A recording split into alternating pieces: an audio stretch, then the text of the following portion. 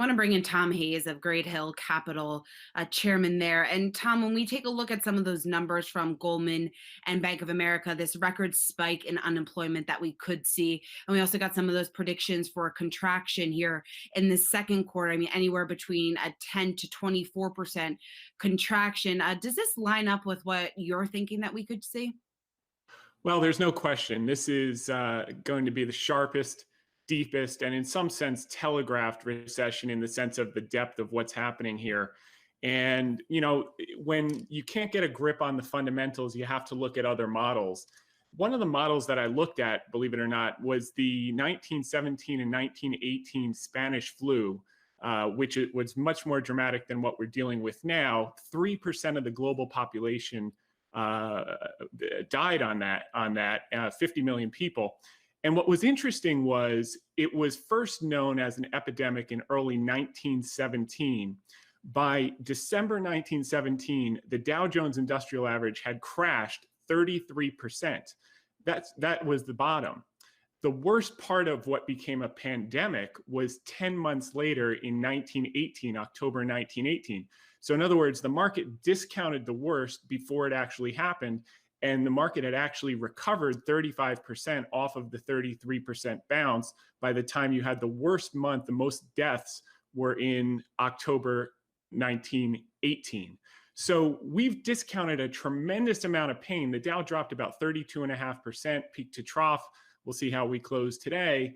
And no one, and I mean absolutely no one, can pick the bottom whatsoever. So the framework in how we're looking at things, Shauna, is if you owned an apartment building that paid you rent for the last 10 years, every single month, a 100-unit building, and you knew it was going to pay you for the next 20 years, but for the next 1 to 6 months, you may get absolutely no rent whatsoever.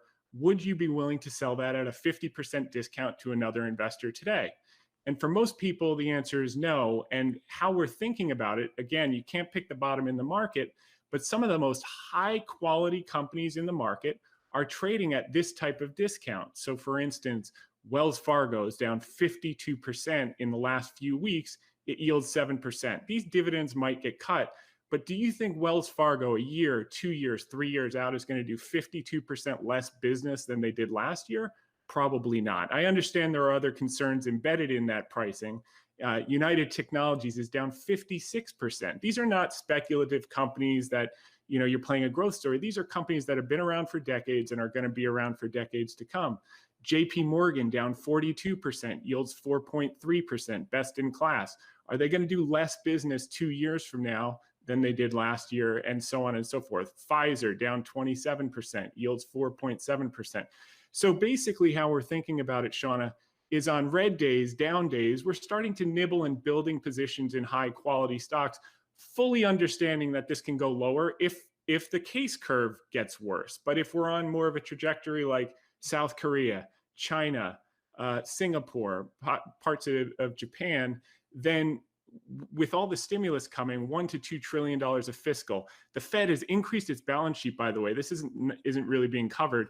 $950 billion since August. Over half of that's come in the last week and a half. So the support is there. The key is going to be the case curve as to when these things play out over time. But we're slowly, judiciously, and cautiously nibbling on selective value on down days. Well, speaking of selective value, so obviously the healthcare sector is being severely impacted by this. In fact, recently the World Health Organization, their officials are saying to not downplay the number of coronavirus cases and deaths because it is overwhelming healthcare systems across the world. So for investors looking at the healthcare sector, what's the move? Well, that's a tricky question. Again, nothing is absolutely certain because we can't extrapolate perfect information right now. But, I think like I shared some of the drug stocks, our Pfizer, for instance, is down 27%. AbbVie is down materially. So if you look out 12 months, 24 months, are people going to use 30% less medication in 24 months or 36 months than they're using today?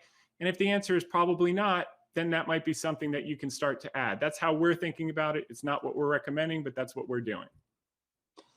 Tom, Dan Howley here. I just got a question regarding people's retirement funds. What do you think that they should be doing right now? I know everyone constantly says, okay, the market's obviously tanking. There's big issues. Don't look at your retirement. Don't freak out. Just ride it out for the long run. But is there any kind of fine tuning that they could do to improve their outcome when all of this eventually is over?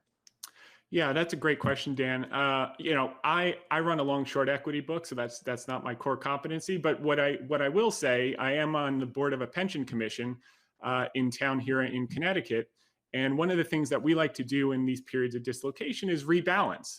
So that would effectively put you in a position where you're taking profits from what's moved up, which maybe government bonds have moved up, and you're reallocating it back to the percentage that you had defined in your strategy, your long-term plan, maybe into equity, so that you're buying those more inexpensively for the long term. So you may want to check in with your financial advisor and say, does this make sense to potentially rebalance some of the portfolio at this point?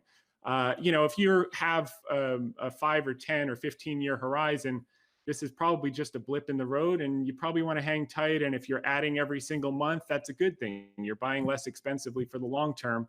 If you're coming up, on retirement much sooner, then definitely have a conversation with your financial advisor and have some things in safer positions so that you can have access if you need the income in the short term, the next 12, 24 some odd months. All right, Tom, he is a Great Hill Capital. Thanks for joining us today. Thank you I so want to much. bring